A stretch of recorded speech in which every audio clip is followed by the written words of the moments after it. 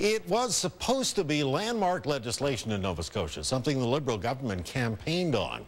The province introduced its accessibility legislation last week. The minister called it historic. However, that's not the word many members of the disabled community were using to describe it today. They want the bill entirely rewritten. CTV's Sarah Ritchie explains. This is life-changing legislation for a diverse community of people. Life-changing and long-awaited. That's how people with disabilities describe the province's new accessibility law.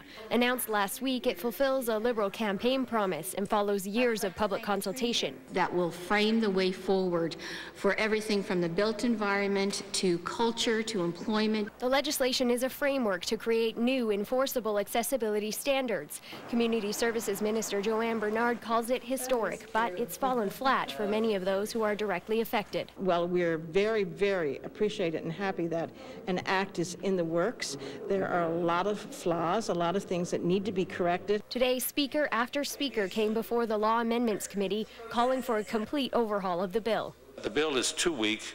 It doesn't adequately protect and advance the human rights of persons with disabilities in Nova Scotia.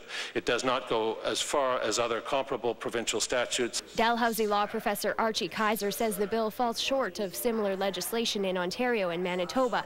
The new law calls for economic impact studies before implementing any new standards, and advocates say that unfairly pits human rights against finances. Any other community that was fighting for their equal human rights would not accept having them talked away because they're a financial issue. In response to the criticism, Community Services Minister JOANNE Bernard says government will take the unusual step of allowing the Law Amendments Committee to continue hearing from the community over the coming months. I think that's democracy at work when you bring a bill forward, and that's what law amendments is for, so that people can come in who are stakeholders. It's not clear when the bill will be ready to go back to the legislature, but it will not be passed this session. And several of the people who spoke today said they have concerns about the very fact that this bill is under the Department of Community Services and not Justice. They say because it deals with human rights issues, it's better suited to the Justice Department.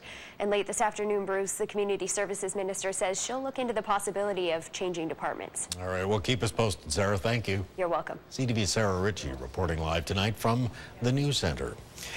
Well, the number of tourists